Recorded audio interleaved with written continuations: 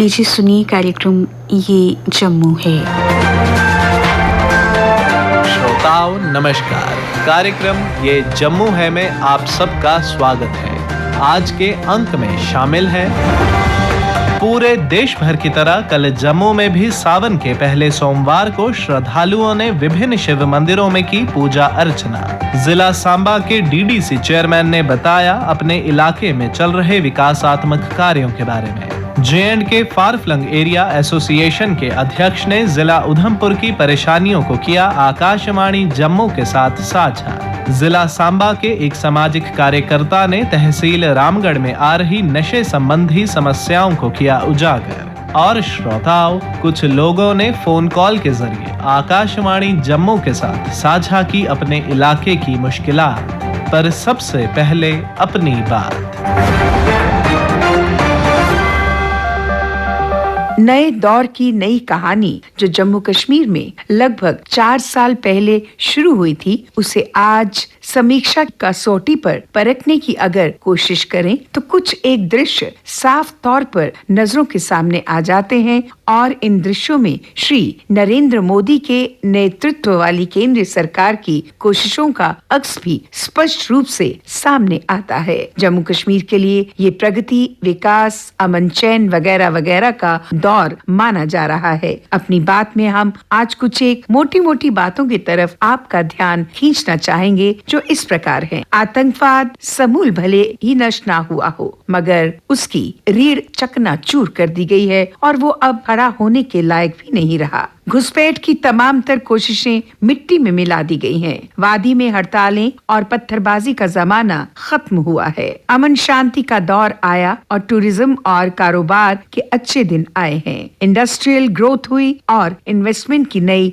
शुरुआत हुई। पंचायती राज व्यवस्था अपने पूर्ण रूप स्वरूप में सामने आई। इंफ्रास्ट्रक्चर डेवलपमेंट में इजाफा हुआ। सड़कों, पुलों और टनलों के निर्माण में पेशरफ्त हुई। स्वास्थ्य के क्षेत्र में नई उपलब्धियां हासिल हुई। समग्र कृषि विकास की ओर प्रदेश अग्रसर हुआ है। नए मेडिकल कॉलेजेस प्रारंभ हुए। प्रदेश के प्रत्येक निवासी के लिए आयुष्मान कार्ड उपलब्ध हुए हैं। पर्यटन के क्षेत्र में अच्छी सुविधाओं की हसूलयाबी हुई और बुनियादी ढांचे में सुधार के बारे में पेशरफ्त हुई है। प्रदेश में एसेंशियल सेवाओं में सुधार हुआ और रोजगार उपलब्धता सुनिश्चित करने की तरफ ध्यान दिया गया। जनसंपर्क अभियान तथा केंद्रीय मंत्रियों के पब्लिक आउटरीच प्रोग्राम भी उल्लेखनीय रहे। ये सब बातें हैं जिन्हें प्रदेश की एलजी सरकार और केंद्रीय सरकार के संयुक्त प्रयासों की चंदी कहा जा सकता है। इन मुद्दों के अलावा केंद्र की अनेक जन कल्याण योजनाएं भी जनता की पहुंच में आई हैं, मगर जो ना हुआ वो है विधानसभा के चुनाव, जिनके बारे में जनता को लंबे समय से इंतजार है और प्रदेश की सियासी पार्टियां इसकी मुंतजिर हैं। रही बात नए दौर की, नए विकास और प्रदेश की सोशियो इकोनॉमिकल ग्रोथ की, तो इसकी समीक्षा जनता ही भली प्रकार कर सकती है, क्योंकि जनता देखती, सुनती और परखती है। जो कुछ जनता जनार्दन की कसौटी पर खरा उतरता है, जनतंत्र में वही प्रमाण माना जा सकता है। श्रोताओं, पूरे देश भर की तरह कल जम्मू में भी श्रद्धालुओं द्वारा सावन के पहले सोमवार को विभिन्न शिव मंदिरों में पूजा अर्चना की गई। इस पावन अवसर की महत्वता के बारे में विस्तार से बताते हुए राजेंद्र शास्त्री ने कहा, नमः शंभवाय च मयो भवाय च नमः शंकराय च मयस्कराय च नमः शिवाय च शिवतराय च नमः पार्वती पते हर हर हर महादेव शिव शंभु। जैसा कि विदित ही है कि श्रावण मास प्राय 4 अथवा 5 सोमवारों के अंतर्गत ही व्यतीत हो जाता था, लेकिन इस बार अधिक मास, जिसे पुरुषोत्तम मास, मल्ल मास या 2 मासा नाम से भी जाना जाता है, वो काल गणना के अंतर्गत जो हमारी काल गणना की प्रक्रिया है, उस प्रक्रिया के अंतर्गत सौरमान एवं चांद्रमान से यदि काल गणना करी जाए तो उस काल गणना के अंतर्गत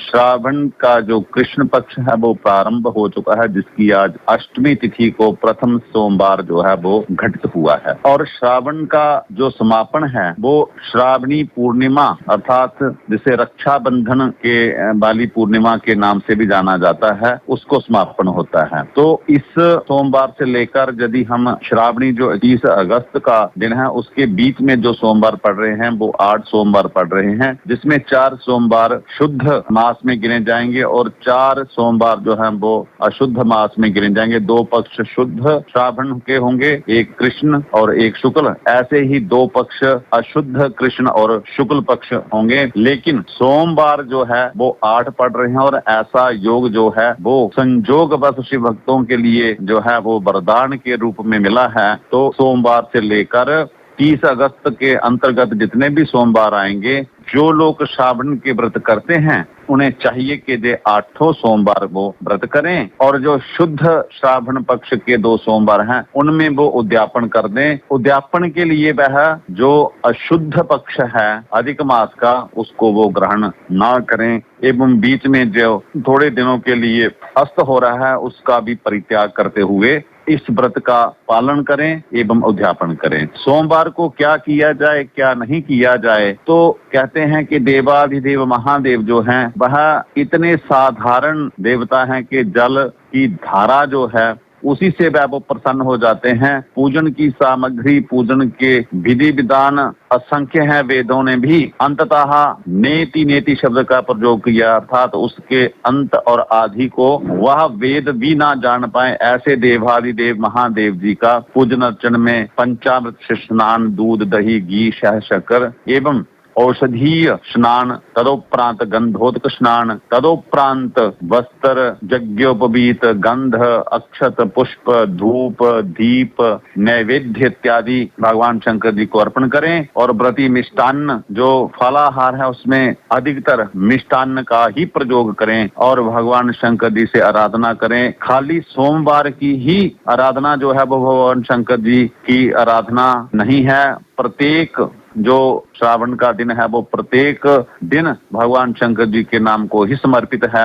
अमरनाथ यात्रा जो है उसको भी जैसे श्रावण प्रारंभ होता है और श्रावणी को समापन होता है, उसमें ये जो दिन बड़े हैं इसी के कारण बड़े हैं, पुरुषोत्तम मास के कारण ही बड़े हैं। नहीं तो हर बार जो अमरनाथ यात्रा थी वो 1 महीना या 35 दिन या 40 दिन में होती थी, इस बार 60 दिन क्रॉस कर रही है। इसका यही अर्थ है कि जो शास्त्रोक्त विधान है कि वो गुरु पूर्णिमा से लेकर श्रावण पूर्णिमा तक के जो बीच के दिन हैं उनमें ही अमरनाथ यात्रा जो है वो शास्त्रोक्त संपन्न होती थी। तो वो ठीक सरकार ने भी निर्णय लिया है, शास्त्र की मर्यादाओं का पालन करते हुए सरकार को चाहे अनेक चुनौतियां भी इसमें आई होंगी, उसमें दिनों का नहीं, जो हमारी समय की अवधि है कि गुरु पूर्णिमा से प्रारंभ करके श्रावण पूर्णिमा तक की जो अंतराल का समय है उसमें ही अमरनाथ यात्रा जो है वो सदियों से चली आ रही है। तो उसका पालन सरकार ने भी किया है। भगवान शंकर जी को सबसे ज्यादा बेलपत्र से प्रसन्नता मिलती है। बेलपत्र का जो अर्पण करने से निरोगी काया मिलती है, लक्ष्मी का वास होता है, शरीर में निरोगता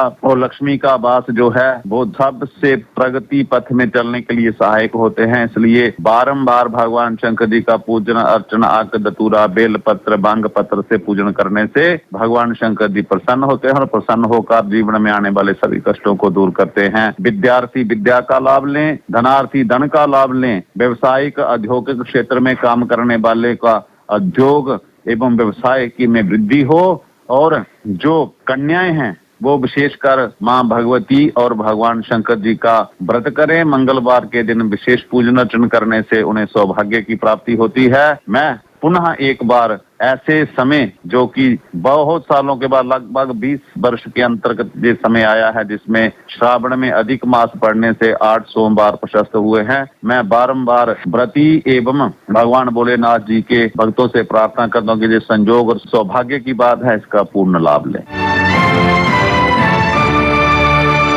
आकाशवाणी जम्मू के माध्यम से जिला सांबा में चल रहे विकासात्मक कार्यों के बारे में बताते हुए डीडीसी चेयरमैन सांबा केशव दत्त शर्मा ने बताया, यहाँ बहुत सारे पीआरआई के जितने भी काम हैं वो सभी बड़ी तेजी से चल रहे हैं और हर जो काम है वो टेंडर के माध्यम से जो हो रहा है और उस पर पूरे तरीके से जो कंसर्निंग डिपार्टमेंट में हैं वो देख रहे हैं और उनको गति लाने के लिए हम भी डिपार्टमेंट्स के साथ टाइम टू टाइम मीटिंग करके सारा का सारा सिस्टम वो देखते रहते हैं, जानते रहते हैं। तो उसी के लिए अगर मैं कहूँ तो जो हमारे डिस्ट्रिक्ट डेवलपमेंट्स के काम हैं वो सारे गलियों का हो, नालियों का हो, कहीं पोल वगैरह लगाने हैं, वो जहाँ कहीं छोटा मोटा जो काम करने हैं वो सारे चल रहे हैं। उसके साथ साथ हम डिपार्टमेंट्स के मेजर बात करें तो जैसे हमारा PHE विभाग है, उसके पास हमारी सिर्फ सांबा डिस्ट्रिक्ट में 112 स्कीम्स हैं, जिसमें 112 नए ट्यूबवेल लगा के स्कीम के तहत जो हमारी सरकार की सोच है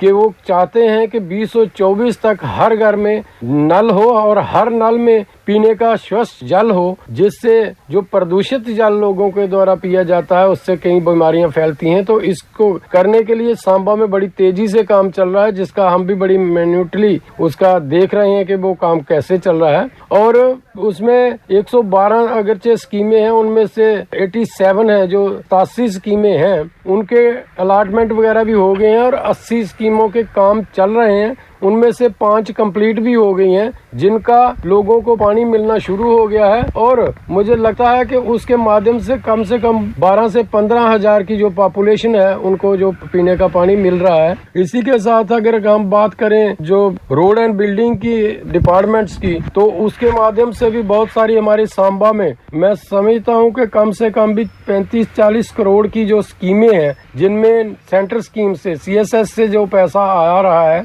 और उन स्कीमों पे काम हो रहा है। वो हाल ही में कुछ दिन पहले हमने एक विजयपुर से जहां विश्वकर्मा मंदिर से लेकर शहजादपुर तक जो रोड आएगी, जो 2.56 करोड़ की लागत से बनेगी और कम से कम वो 30 गांवों को टच करेगी। तो इस तरीके से हर डिपार्टमेंट के माध्यम से जो है अच्छे से काम चल रहे हैं। JNK far flung area association के अध्यक्ष मोहिंदर सिंह ठाकुर ने जिला उधमपुर की समस्याओं को उजागर करते हुए बताया, मैंने पिछले दिनों यहाँ अपने संतगढ़ और ये रामनगर का दौरा किया और यहाँ का एक गांव है जोफड़, उसके लहेड़, जोफर और गढ़ के ऊपर एक सामनावंज हिल स्टेशन है। वो बहुत अच्छा टूरिस्ट स्टेशन है। वहाँ के कोई 40 कुंभा जात हैं जहाँ बिजली की सहूलत मुयस्सर नहीं है। वो लोग पास में ही बिजली है जोफड़ में और उसमें एक कुट गांव है, वहां से आगे बिजली जा रही है, लेकिन आगे जो मोहल्ला जात हैं लगभग 40-50 घर हैं, वहां आज तक बिजली नहीं है। और कई बार हमने महकमा बिजली से मांग भी की है, लेकिन आज तक वो बिजली जो है लोगों को मुहैया नहीं करवाई गई है। आज वो उन्होंने बोला कि हम टेंडर इसका निकालेंगे और हो जाएगा, लेकिन 3 साल से आज तक कोई टेंडर वर्क उसका नहीं हुआ है। जबकि लोगों ने अगर बिजली के कनेक्शन लगेंगे वो क्योंकि रेवेन्यू भी आएगा, किराया भी लोग देंगे। आज भी लोग जो हैं ना उनको मिट्टी का तेल वहां दस्तयाब है जो सरकार के देती थी पहले, वो आज नहीं मिलता है। तो ऐसी हालत में मेरा लोगों की तरफ से सरकार को ये मांग है और खास करके चीफ इंजीनियर जो इलेक्ट्रिक डिपार्टमेंट और ये उधमपुर के जो डिस्ट्रिक्ट ऑफिसर हैं, रामनगर के जो कंसर्न बिजली के अफसरान हैं, कि जल्द से जल्द वहां का टेंडर निकाल के और ये काम जो है सरअंजाम दिया जाए ताकि लोग सहूलत से महरूम ना रहें। और दूसरा, वहां की एक बहुत अच्छा हिल स्टेशन है, टूरिस्ट डिपार्टमेंट ने वहाँ 1-2 जगह टूरिस्ट हट्स भी बनाए हैं हमारी डिमांड के मुताबिक, लेकिन अभी भी जरूरत है कि ये ऐसे हट्स पूरा ताप सामनावंज हिल स्टेशन जो है, जहाँ से पूरा इतना बड़ा मंजर है, अच्छा दिलकश पहाड़ियां दिखाई देती हैं, पूरा ये सीमावर्ती क्षेत्र है वो दिखाई देता है और उस तरह व्यू कहीं से भी नहीं है। इतनी खूबसूरत जगह है, तो सरकार उसकी तरफ ध्यान दे ताकि लोगों की माली हालत भी अच्छी हो सके और लोग वहाँ रोजगार भी कर सके। हम एडवाइजर साहब से भी मिले थे और लिख करके भी हमने अपने एसोसिएशन से दिया था, तो वो काम नहीं हुआ है अभी तक। तो उसको स्पेशल एक टूरिस्ट पैक दे करके और एक टूरिस्ट विलेज बनाया जाए। दूसरा, वहाँ राजमा की और आलू की फसल इतनी ज्यादा होती है और इतनी अच्छी बढ़िया होती है, उसमें कीड़ा वगैरह लग जाता है। और एग्रीकल्चर महकमा जो है, कई बार हम इस सिलसिला में उनसे मिले भी हैं और हमने रेडियो के जरिए भी ये अर्ज की है, लेकिन आज तक वो उन्होंने इसकी तरफ कोई ध्यान नहीं दिया है कि वहाँ कीड़े मार दवाइयों का छिड़काव किया है। तो हमारी मांग है कि एग्रीकल्चर के जो सब डिस्ट्रिक्ट ऑफिसर हैं, डिस्ट्रिक्ट ऑफिसर हैं और डायरेक्टर साहब हैं, खास करके इन सारे इलाका जात में एग्रीकल्चर महकमा जो है ये इलाका में जा करके इसका छिड़काव भी किया जाए और इसकी तरफ ध्यान दिया जाए। जिला सांबा के एक सामाजिक कार्यकर्ता अविनाश चौधरी ने तहसील रामगढ़ में आ रही नशे संबंधी समस्याओं को उजागर करते हुए बताया। तो जम्मू खित्ते में ही, चाहे वो शहरी क्षेत्र की बात कर लें, चाहे ग्रामीण क्षेत्र की बात कर लें, सीमावर्ती क्षेत्र की बात कर लें, तो आजकल जो नशे के दलदल में हमारे युवा धकेले जा रहे हैं, ये पुलिस प्रशासन का डिस्ट्रिक्ट सांबा की अगर बात करूं, बहुत ही अच्छा कार्य चल रहा है नशे की कमर तोड़ने के लिए, नशे के सौदागर जो हैं उनकी कमर तोड़ने के लिए। परंतु तो मेरा विचार ये है कि हम कितनी एफआईआर रजिस्टर करेंगे। कुछ बच्चे जो हैं वो नए हैं, युवा हैं, छोटी उम्र के हैं और वो अभी उस लेवल के क्रिमिनल नहीं बन पाए, उस लेवल के वो सौदागर नहीं बन पाए जिस तरह से ये नशे के सौदागर, चाहे वो तस्करी पार से होती है, चाहे हमारे लखनपुर के पार से आती है, चाहे कश्मीर एरिया से आती है, तीनों चारों तरफ से जो हमारा जम्मू खिता गिरा हुआ है, तो उस पे हम नंबर ऑफ एफआईआर करेंगे। तो जब बच्चा एक फ्रेशर है जो वो इस नशे की दलदल में है, वो मानसिक रूप से बीमार है, उसको हमने एक पेशेंट के रूप में देखना है, मरीज के रूप में देखना है, ना कि क्रिमिनल के रूप में देखना है। जो नशा मुक्ति केंद्र हमारे जम्मू प्रांत में जितने भी बने हुए हैं, तो बाहरी राज्यों में विभिन्न प्रकार के नशा मुक्ति केंद्र बने हुए हैं। अगर प्रॉपर तरीके से, अच्छे तरीके से अगर एक भी यहाँ हमारा जम्मू कश्मीर उपराज्यपाल प्रशासन केंद्र सरकार की सहायता से यहाँ एक अच्छा नशा मुक्त केंद्र बनाता है जिसमें नशे को, जो नशे का लेन देन है वहाँ ना हो, तो कहीं ना कहीं बच्चों को जो है वो चिकित्सक तरफ से भी जो एक प्रॉपर वे से इलाज मिल सके, दवाइयां मिल सके, मेडिटेशन हो, उनको काउंसलिंग की जाए, स्पोर्ट्स एक्टिविटी की जाए, रास्ते हैं उस चीज से मानसिक तौर से निकालने के लिए। परंतु उसके लिए हमें सबको सचेत होना पड़ेगा, चाहे वो सरकार है, उपराज्यपाल प्रशासन है, जहाँ हमारा समाज है। और आए दिन जो केसेस बढ़ रहे हैं, ये जो चोरी के केसेस बढ़ रहे हैं, आपराधिक मामले बढ़ रहे हैं, ये कौन लोग कर रहे हैं? तो इन सब पे रोक लगाने के लिए हम सबको एक होना पड़ेगा, तब जाके जो नशे पे रोक लग सकती है। और खासकर जम्मू खिते की बात करूं तो युवाओं को बचाया जा सकता है। बच्चे दौड़ लगाते थे, आर्मी में जाते थे और आए दिन बॉर्डरों पे भर्तियां होती थी, सीमावर्ती क्षेत्र में भर्तियां बहुत सालों से नहीं हो पाई, तो बच्चे पढ़ लिख कर भी बेचारे बेरोजगार हैं। इस और बच्चों का जो रुझान हो रहा है, जो एंटी नेशनल लोग हैं, राष्ट्र विरोधी लोग हैं, वो इन चीजों का फायदा लेकर बच्चों को गुमराह कर रहे हैं। मैं आपके माध्यम से सभ्य समाज को, उपराज्यपाल प्रशासन को, केंद्र सरकार से ये मैं अपील करता हूँ, अनुरोध करता हूँ, एकजुट होना पड़ेगा सबको। ये सबका मुद्दा है। आज मेरा बच्चा इस दलदल में है, कल आपका भी जा सकता है, परसों किसी को और का जा सकता है। आए दिन हम केसेस देख रहे हैं, तो इन चीजों पे रोक लगाने के लिए सबको एक होना पड़ेगा। स्पोर्ट्स की ओर बच्चों का रुझान किया जाए, ग्राउंड्स दिए जाए, बच्चों को स्पोर्ट्स किटें दी जाए, ताकि बच्चे कहीं ना कहीं अपने आप को बिजी रख पाए, सेहत भी उनकी फिट रहे और रोजगार भी उनका चल पाए।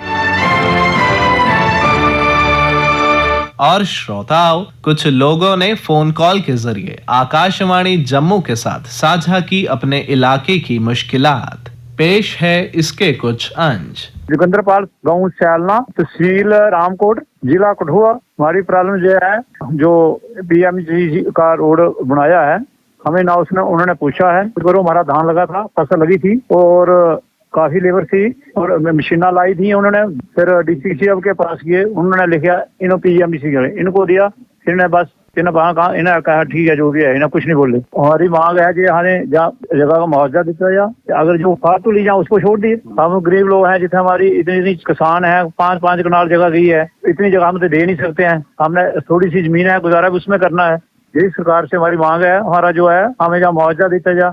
हमारा गुजारा है, जिम्मेदारी करते हैं, कोई नौकरी पेशा नहीं है, हमारा जिम्मेदारी करते हैं हम। जी, मेरा नाम मुख्तार चेती है, मैं करहट से हूँ और जो तहसील कोटरंका और डिस्ट्रिक्ट राजौरी का गाँव है। सर, हमारे यहाँ के पानी की बहुत किल्लत है। कुदरती चश्मे हैं जो मतलब जब मानसून का बारिश हो तो तब पानी वो जमीन से बाहर आता है, तो जब बारिशें या धूप वगैरह ज्यादा हो जाए या फिर सूखा पड़ जाए तो तब लोगों को बहुत परेशानी का सामना करना पड़ता है। यहाँ से तकरीबन 5-6 किलोमीटर दूर से जाके नदी नालों से जाके या फिर ऐसे कुछ कुदरती चश्मे हैं जहाँ से बारी बारी जाके लोग बैठ कर दिन रात को बैठे रहते हैं। तो सर, इसके अलावा हमारे अगर और कुछ देखा जाए, यहाँ की रोडों की फैसिलिटी कोई अवेलेबल नहीं है। एक रोड निकली थी, उसकी भी खस्ता हालत है, अभी कोई गवर्नमेंट का उसके ऊपर तावन नहीं है। इसी के साथ ही कार्यक्रम ये जम्मू है का आज का अंक समाप्त होता है। वाचक ऋषिव प्रभाकर, स्थल रिकॉर्डिंग सुनील कुमार रैना और रमेश कुमार शर्मा, प्रस्तुतकर्ता बच्चन भगत।